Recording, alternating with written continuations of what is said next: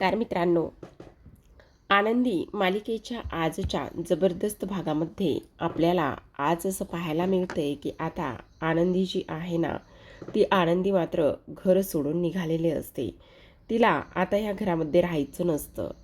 सोबतच घरामध्ये पृथ्वी आणि मुलामध्ये आलेला दुरावा हा सगळा तिच्यामुळे आला आहे असं तिला वाटू लागतं आणि त्यामुळे ती घर सोडून जायला निघालेली असते. हेच आपल्याला या आजच्या भागात पाहायचे, त्यामुळे हा व्हिडिओ शेवटपर्यंत पहा.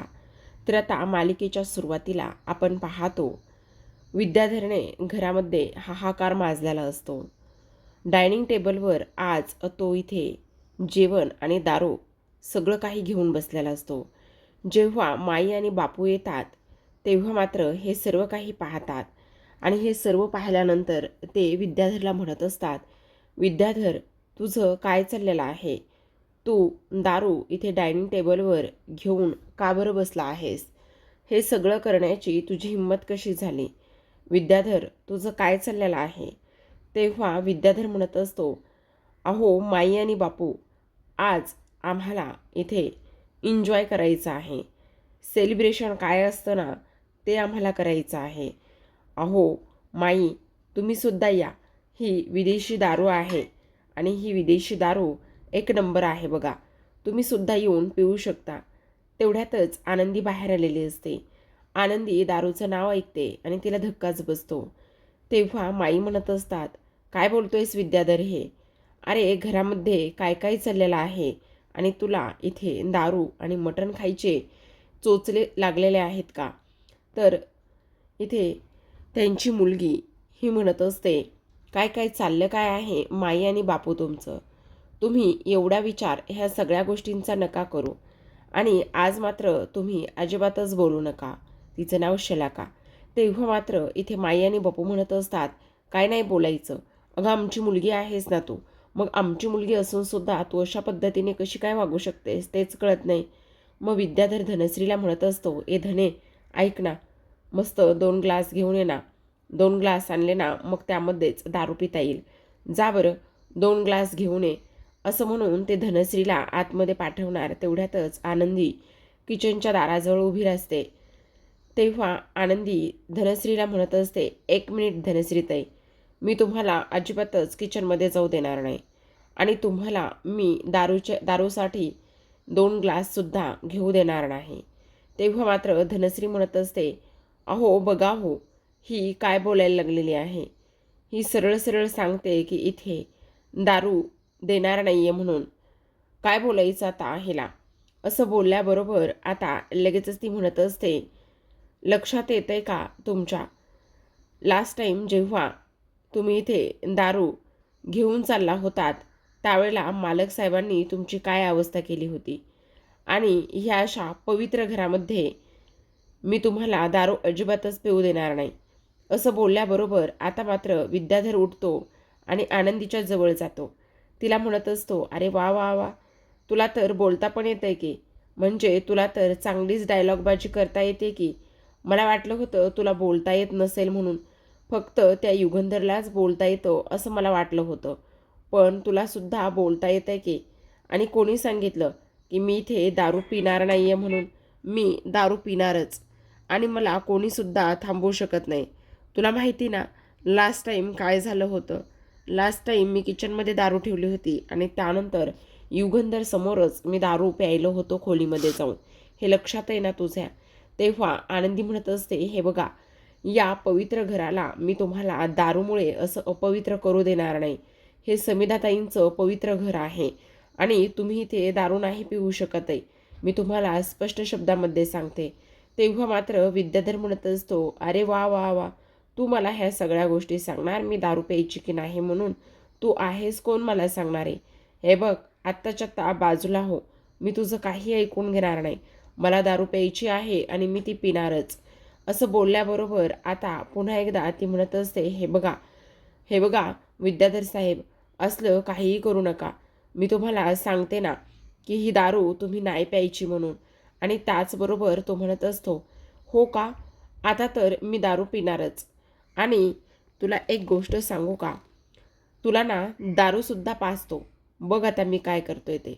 तेव्हा आनंदी म्हणत असते, हे बघा युगंधर म्हणजेच मालक साहेबांना जर ही गोष्ट समजली तर तुमचं काय होईल लक्षात येते का? तेव्हा विद्याधर म्हणत असतो, तू ह्या विद्याधरला नाही अडवू शकत आहे. तुझी हिंमत कशी होती ह्या विद्याधरला अडवण्याची? हे बघ आत्ताच्या आत्ता बाजूला हो. तेव्हा बापूसुद्धा म्हणत असतात, काय चाललेलं आहे तुझं? हे बघ शांत बसणार आहेस का नाही तू? हे बघ तिच्यासोबत काहीही करणार नाही आहेस तू. तेव्हा मात्र विद्याधर म्हणत असतो, तुला मी प्रेमाने सर्व गोष्टी सांगतोय, बाजूला हो, नाहीतर तुझं काय होईल हे सुद्धा मी सांगू शकणार नाही. ताबडतोब बाजूला हो म्हटलं तर बाजूला व्हायचं. अशा भाषेमध्ये आता इकडे तो लगेचच इथे बोलू लागलेला असतो. तेव्हा मात्र आनंदी म्हणत असते, अजिबातच नाही. काही जरी झालं ना तरीसुद्धा इथे मी ह्या सगळ्या गोष्टी अजिबातच तुला करू देणार नाही. त्यामुळे ताबडतोब बाजूला हो. पण आता मात्र इकडे बापू म्हणत असतात, काय चाललेलं काय आहे सगळं काही तुझं? हां, हे बघ विद्याधर, तू काहीही करणार नाही आहेस. आनंदीपासून लांब हो विद्याधर. तुला सांगितलं ना. नाही बापू, आज तुम्ही इथे काहीच बोलणार नाही आहात. आज मात्र आनंदीचं आते होत चाललंय. मी अजिबातच ऐकून घेणार नाही आहे तिचं. तिला कळतंय का? ती ह्या ह्या विद्याधरला अडवण्याचं काम करते. तिची हिंमत कशी झाली मला अडवण्याची आणि ह्या सगळ्या गोष्टी करण्याची? मी अजिबातच तिचं ऐकून घेणार नाही. आणि त्याचबरोबर आता मात्र तो म्हणत असतो, आनंदी तू प्रेमाने बाजूला होतेस की नाही? आनंदी म्हणत असते, अजिबातच नाही. काही झालं तरी मी तुम्हाला या घरामध्ये दारू पिऊ देणार नाही. काही झालं तरीसुद्धा. मग आता विद्याधरला राग येतो. विद्याधर तो दारूचा खांबा घेतो आणि त्यानंतर मात्र लगेचच तो आता आनंदीच्याकडे गेलेला असतो. जेव्हा आनंदीच्याकडे जातो तेव्हा मात्र आता तो म्हणत असतो, इथे ही सती सावित्री बनते, सज्जनाचा पुतळा बनते ना ही आनंदी. आता मात्र बघा मी काय करतोय ते. ह्या आनंदीला दाखवून देतो की आता खरं वागल्यावर आणि एवढं चांगलं वागल्यावर नेमकं काय होऊ शकतं आणि काय नाही तेच मला हिला दाखवून द्यायचं आहे. मी मात्र अजिबात शांत बसणार नाही आहे. आनंदी आता बघ मी काय करतोय ते. असं बोलूनच आता तो आनंदीच्या जवळ येतो आणि तेव्हा मात्र लगेचच आता इथे हा विद्याधर जो आहे तो आनंदीच्या अंगावरती आता दारू ओतू लागलेला असतो.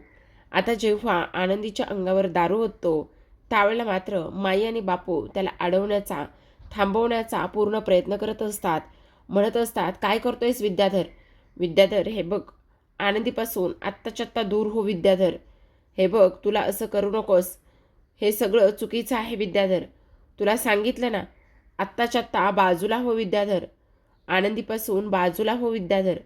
अशा स्पष्ट शब्दामध्ये ते बोलू लागलेले असतात. आता हे सर्व काही बोलत असताना सुद्धा आपण पाहतो आता इकडे मात्र अजिबातच आनंदी बाजूला होत नाही आणि हा लांडगा विद्याधर मात्र आनंदीच्या अंगावरती आता दारू ओतत असतो आणि दारू ओतल्यानंतर आता मात्र आनंदीला खूप वाईट वाटत असतं. पण आनंदी मात्र अजिबातच तिथून हलत नाही. ती आनंदी तशाला तशीच तिथे उभी असते. आता तिला जेव्हा ओलं लागतं त्यावेळेला मात्र तिच्या लक्षात येतं की ह्या विद्याधरने तिच्यासोबत काय गेम केला आहे. ती पूर्णतः म्हणू लागलेली असते की काय करताय विद्याधर, सोडा, असं करू नका. पण तेव्हा इकडून माई आणि बापूसुद्धा आरडाओरडा करत असतात आणि शांत करण्याचा प्रयत्न करत असतात त्याला. पण विद्याधर मात्र अजिबात शांत होत नाही आणि आनंदीच्या अंगावर आता इकडे तो दारू टाकू लागलेला असतो. आनंदीच्या अंगावर दारू टाकल्यानंतर आता मात्र इकडे आनंदी ओली झालेली असते आणि विद्याधर म्हणत असतो, बघितलं, तुला दारूचा खूप जास्त त्रास होता ना. तुला असं वाटत होतं ना की इकडे काही झालं तरी तू मला काहीच करू शकणार नाही आहेस. आणि त्याहूनही सगळ्यात महत्त्वाची गोष्ट म्हणजे तू कोण गं मला दारू प्यायलापासून अडवणारी आहेस? तू कोण? बघितलं का माई आणि बापू, आज इथे त्या युगंधर निंबाळकरला दारूची किती ॲलर्जी आहे.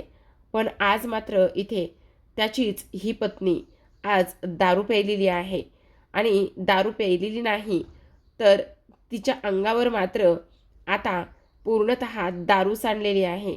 तिची अंघोळ झालेली आहे दारूने, अशा स्पष्ट शब्दामध्ये आता इकडे तो बोलत असतो. आता मात्र माई म्हणत असतात, अरे कुठे फेडणार आहेस ही सगळी पापं? का असं वागतोयस?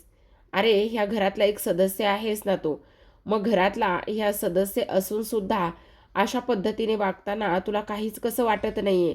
अरे किती मूर्ख आहेस तू, तुला कळतंय का? पण तरीसुद्धा तो म्हणत असतो, हो आहे मी मूर्ख, ह्या सगळ्या गोष्टीचा नाही पडत आहे मला काही फरक आणि पडणारसुद्धा नाही, कारण मी विद्याधर आहे. विद्याधर, ए धने, चल आता पटकन माझं जेवण आणि ती दारू माझ्या खोलीत घेऊन ये, असं म्हणून तो निघून जातो. त्यानंतर मात्र आता शलाका म्हणत असते, माई आणि बापो, तुम्हाला एक गोष्ट सांगू का? अजिबातच काही बोलणार नाही आहात तुम्ही. ह्या आनंदीसाठी तर नाहीच. तुमच्या एक गोष्ट लक्षात येते का? ह्या आनंदीची जागा, ह्या आनंदीने तुमच्या लेकीची जागा घेतली, हे मात्र तुमच्या लक्षात येते का? त्याचबरोबर इथे आता मी तुमच्या पोटची मुलगी आहे.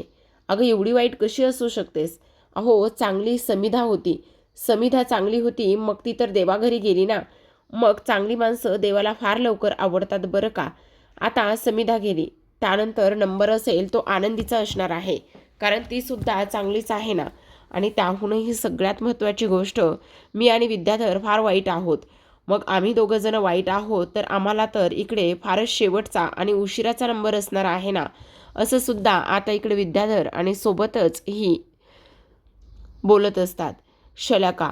आणि तेव्हा मात्र हे सगळं काही बोलल्यानंतर आता इकडे विद्याधर आनंदीला म्हणत असतो, आनंदी, तुला अजून एकदा सांगतो, माझ्या वाकड्यात कधीच जायचं नाही, समजलं तुला? हे बघ, मी कोण आहे, काय आहे, ह्या सगळ्या गोष्टी तुला चांगल्याच माहितीत. आणि तेव्हा मात्र इथे ह्या सगळ्या गोष्टीचा थोडासा विचार करूनच माझ्याशी बोलायचं. जर इथून पुढे माझ्या वाकड्यात गेलीस, मला जर काही बोललीस आणि त्याचबरोबर इथे ह्या सगळ्या घरांच्यामध्ये तू जर पडलीस तर गाठ माझ्याशी आहे, कळलं तुला? आता मात्र शलाका आनंदीच्या समोर जाते. शलाका आनंदीच्या समोर गेल्यानंतर ती म्हणत असते, आनंदी, हीच तुझी लायकी आहे. आज युगंधर निंबाळकरच्या बायकोची काय अवस्था झाली आहे, तुझ्या अंगाचा किती घाणेरडा वास येऊ लागलेला आहे. जर ही गोष्ट इथे युगंधरला समजली तर काय होणार आहे?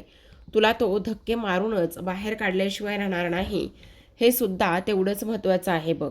कारण तुझ्या अंगाचा किती वास येतोय आनंदी, असं स्पष्टपणे आता इकडे ती बोलत असते.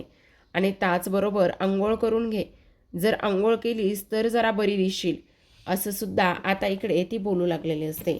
तेव्हा मात्र इथे लगेचच आता शलाका म्हणत असते, हे बघ आनंदी, आणखी एक गोष्ट तुला सांगते. आमच्यामध्ये, त्याचबरोबर आमच्या मुलांच्यामध्ये आणि इथे समिधाताईच्या मध्ये तू अजिबात येणार नाही आहेस. कारण तुझ्या एक गोष्ट लक्षात येते का? काही झालं ना तरीसुद्धा इथे ती मुलं आणि त्याचबरोबर युगंधर यांच्यामध्ये असलेला नात्यातला दुरावा तू इथे मिटवायला निघाली होतीस ना. पण तसं अजिबातच आम्ही होऊ देणार नाही. कारण इथे ते युगंधरला धडा शिकवल्याशिवाय आम्हाला शांतता मिळणार नाही, हे सुद्धा तू नीट ध्यानात ठेवायचं. आणि इथून पुढे जे तू करशील, जे काही तुझ्या मनामध्ये ध्यानामध्ये येईल ते आणायचं सुद्धा नाही. कारण ह्या सगळ्या गोष्टीला जबाबदार तू आहेस. ह्या सर्व गोष्टी इथे तुझ्यामुळे होत आहेत, हे सुद्धा तू तेवढंच ध्यानात ठेव, असं म्हणून आता शलाकासुद्धा तिथून निघून गेलेली असते. दुसरीकडे आपण पाहतो मुलं आता खोलीमध्ये बसलेले असतात. तेव्हा सगळेजण इथे कोपरे धरून बसलेले असतात. आता इथे प्रांजल मात्र खूप सारी कॉफी पिऊन त्याची झालेली असते. एवढी कॉफी पितो की काही विचारूच नका. तेव्हा पृथ्वी त्याला अडवतो आणि म्हणत असतो, काय चाललंय प्रांजल तुझं? अरे रात्रीचे 2 वाजत आलेले आहेत आणि तू किती आणि कशी कॉफी पिणार आहेस, हे जरा तरी तुला समजतंय का?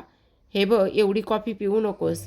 त्याचबरोबर आता झोप ना, नको पिऊस एवढी कॉफी, तुला ह्या सगळ्या गोष्टींचा त्रास होईल, असं पृथ्वी प्रांजलला सांगू लागतो. तेव्हा प्रांजल म्हणत असतो, नाही दादा, काय करू? झोपलं तर असं वाटतंय की कोणीतरी माझ्या छातीवर काहीतरी ओझं ठेवलंय आणि त्यामुळे मला त्या सगळ्या गोष्टींचा त्रास होतोय. मला हे सगळं काही नाही जमत आहे दादा.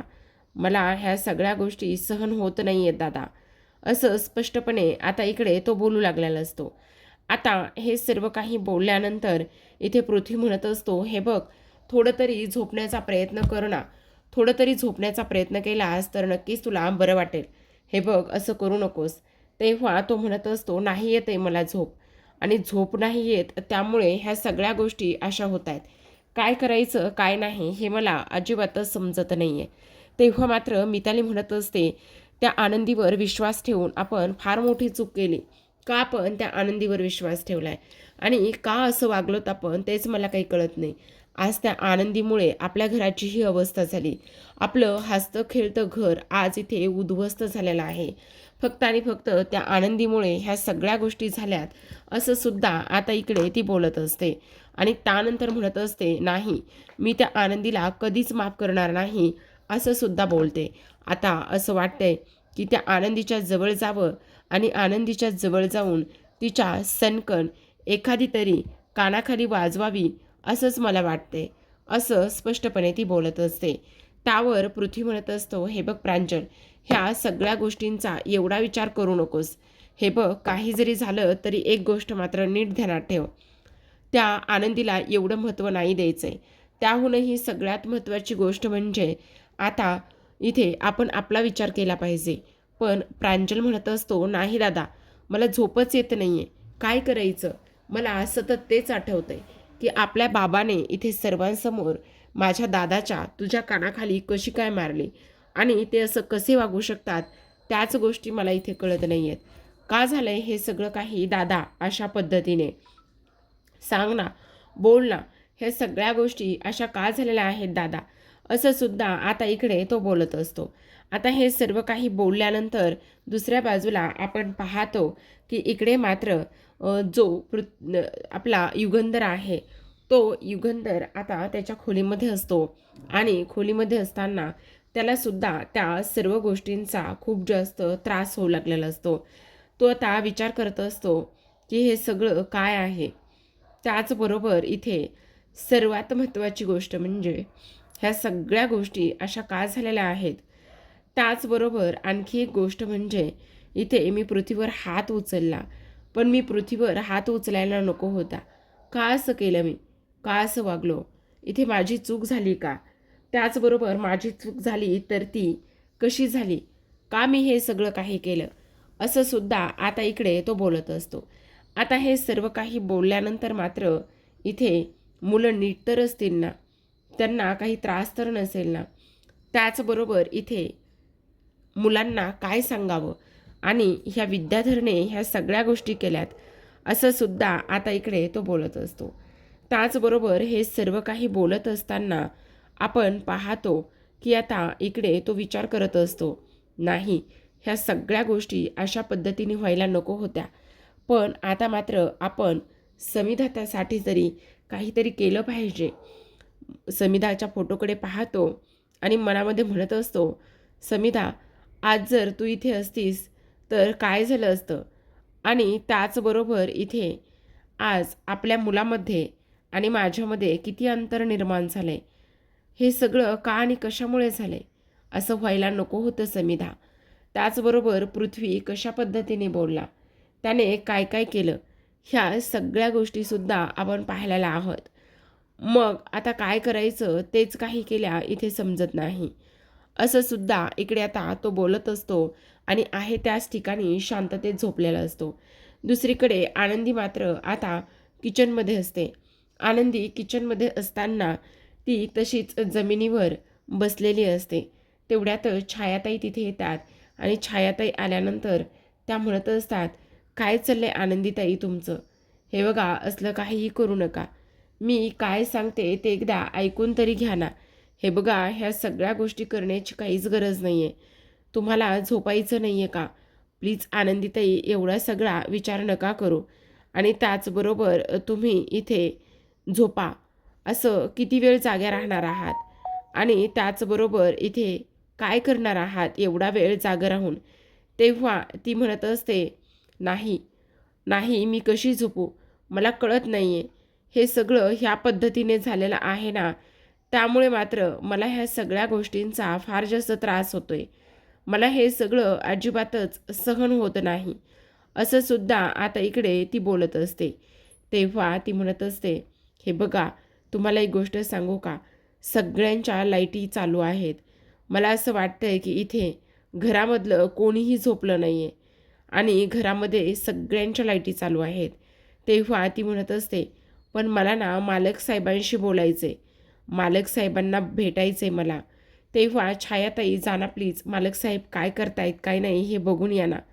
तेव्हा मात्र धावतच आता छायाताई तिकडे जातात आणि धावतच छायाताई गेल्यानंतर पाहतात तर हा युगंधर मात्र तसाच खुर्चीवर डोकं टेकून झोपलेला असतो आणि युगंधरचा मोबाईल जो आहे तो दरवाजेच्या बाहेर असतो. मग आता दरवाजाच्या बाहेरचा मोबाईल छायाताई ताबडतोब घेतात आणि आनंदीकडे धावतच घेऊन जातात. आनंदीला म्हणत असतात, आनंदीताई, तुम्हाला एक गोष्ट सांगू का? लाईटी तर सगळ्यांच्या चालू आहेत, पण त्याहूनही सगळ्यात महत्त्वाची गोष्ट तुम्हाला एक सांगते. हे बघा, आता ना एक गोष्ट झालेली आहे आणि ती म्हणजे की इथे ना हा जो काही मोबाईल आहे ना, तो मोबाईल मात्र इथे तसाच होता आणि मोबाईल तसाच असल्या कारणाने हा मालक साहेबांचा मोबाईल आहे. आनंदी म्हणत असते, तो मोबाईल द्या इकडे. पण तुम्ही ह्या मोबाईलचं काय करणार आहात? तेव्हा ती म्हणत असते, तुम्ही द्या हा मोबाईल. हा मोबाईलच आता सगळ्या काही गोष्टी करेल आणि हा मोबाईल आता माझ्यासाठी फार जास्त महत्त्वाचा आहे, असं सुद्धा आता इकडे लगेचच ती बोलत असते. आणि हे सर्व काही बोलल्यानंतर मात्र आनंदी आता छायाताईकडून तो मोबाईल घेत असते. जेव्हा छायाताईकडून ती मोबाईल घेते त्यावेळेला मात्र इथे लगेचच आनंदी इथे आता त्या मोबाईलमध्ये अशी काही रेकॉर्डिंग करते आणि त्यानंतर धक्कादायक निर्णय घेते. आता धक्कादायक निर्णय काय? तर ती समिधाच्या फोटोजवळ जाऊन सुरुवातीला उभी राहते आणि समिधाच्या फोटोसमोर जाऊन उभी राहिल्यानंतर आता ती समिधाला म्हणत असते, समिधाताई, तुम्हाला आज एक गोष्ट मला सांगायची आहे आणि ती गोष्ट म्हणजे, हे बघा समिधाताई, तुम्हीच आज ह्या सगळ्यांसाठी उभ्या राहा. तुम्ही अशी काहीतरी जादू करा जेणेकरून ना तुम्हाला इकडे ह्या घरांचा आधार बनावा लागेल आणि काही जरी झालं ना तरीसुद्धा आज मात्र इथे तुम्हाला ह्या घरांचा आधार बनून सगळ्यांना शांत झोप आणावी लागेल. समिधाताई, नाही म्हणू नका प्लीज, पण आज मात्र तुम्हाला हे सर्व काही करावंच लागणार आहे. आज ह्या घराला तुमची फार जास्त गरज आहे. आज सर्वांना तुम्हाला शांततेची झोप द्यावीच लागणार आहे, असं आनंदी म्हणते आणि त्यानंतर मात्र इथे युगंधरच्या मोबाईलमध्ये रेकॉर्डिंग करून ते घर सोडून जाण्याचा धक्कादायक निर्णय घेते. तर आता प्रेक्षकांनो, उद्याच्या भागामध्ये आपण पाहतो आनंदीने सोबत आणलेलं तिचं ते गाठोडं हातामध्ये घेतलेलं असतं आणि गाठोडं हातामध्ये घेतल्यानंतर ती आता युगंधरच्या खोलीमध्ये जाते. युगंधरच्या खोलीमध्ये जाऊन झोपलेल्या युगंधर समोर म्हणत असते, मालक साहेब, तुमच्यामध्ये आणि मुलांमध्ये जे विघ्न माझ्यामुळे आलेलं आहे, आपल्या लग्नामुळे जे विघ्न आलं आहे, ते विघ्न मी हे घर सोडून गेल्यानंतर नक्कीच दूर होईल. जर आपल्या लग्न ह्या घराच्या शांततेला भंग करत असेल तर मी इथे न राहिलेलंच बरं. मालक साहेब, या घराच्या सुखासाठी, आनंदासाठी मी हे घर सोडून निघून जात आहे, असं स्पष्टपणे आनंदी सांगते आणि त्या घरातून बाहेर पाऊलं टाकत निघालेली असते. जेव्हा बाहेर पाऊल टाकते त्यावेळेला मात्र सुसाट वारा, विजांचा कडकडाट हे सगळं काही एकूणच सुरू झालेलं असतं. पण जेव्हा आनंदी तुळशी तुळशीला क्रॉस करून निघते तेव्हा मात्र तिचा पदर त्या तुळशीला अडकतो आणि तुळशीला तिचा पदर अडकल्यानंतर आनंदी मात्र मागे वळून पाहते आणि तेव्हा तिची पावलं तिथेच थांबलेली असतात. तर आता प्रेक्षकांनो, आनंदी इथेच थांबेल का? काय निर्णय घेईल पाहूया उद्याच्या भागात. तोपर्यंत पाहत राहा आनंदी. धन्यवाद.